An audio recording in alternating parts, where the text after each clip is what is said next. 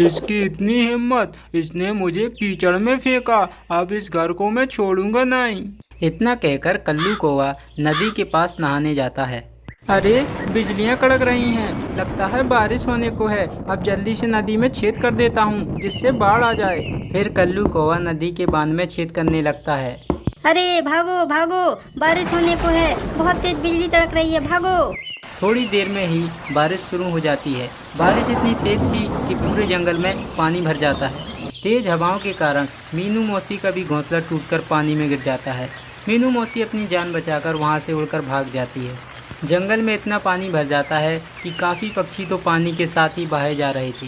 और यहाँ मन्नू चिड़िया अपने तरबूज के घर में बैठी थी। पानी का स्तर बढ़ रहा था पर उसका घर अभी भी सुरक्षित था। तभी वहाँ पर जान बचाती बचाती मीनू मौसी भी पहुँच जाती है।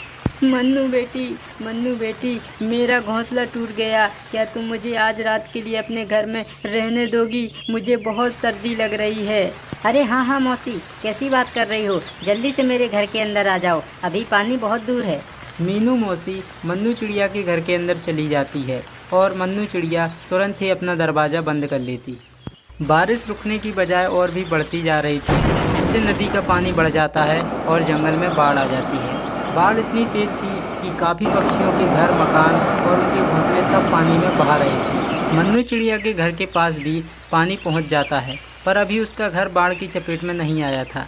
यह सब पेड़ पर भीगता हुआ कौवा देख रहा था। अरे तरबूज के घर, कब तक बचोगे? मैं भी देखता हूँ। तुमने मुझे कीचड़ में फेंका था ना, आज देखता हूँ बाढ़ से कैसे बचोगे। हाँ, अगले ही पल बाढ़ का पानी मन्नू चिड़िया के तरबूज घर को भी अपनी चपेट में ले लेता है।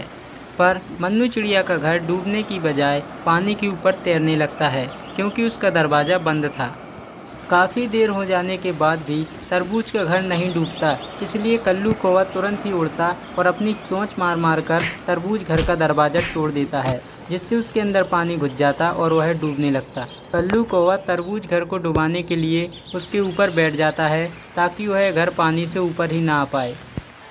ऐसे ही बहते बहते तरबूज घर काफ़ी आगे निकल जाता है, जहाँ पर बाढ़ के कारण काफ़ी पक्षी पानी में फंसे हुए थे।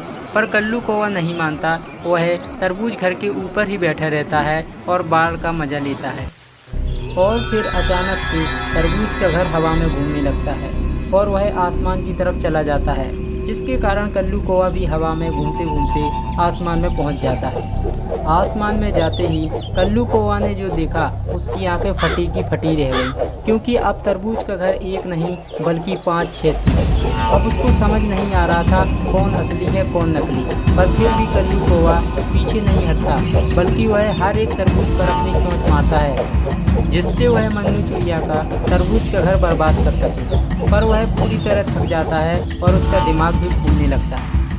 आसमान में ये सब हो रहा था, तभी दूर बैठे एक चील की नज़र लाल चमकते हुए तरबूज पर पड़ जाती है। अरे, ये आसमान में क्या है? लगता है कोई बड़ा शिकार है। इसे तो मैंने पहले कभी नहीं देखा। इतना बड़ा पक्षी, ये जरूर अब मेरा पेट का भोजन बनेगा। ऐसा कहकर वह खूंखार चील आसमान की तरफ उड़ जाता है।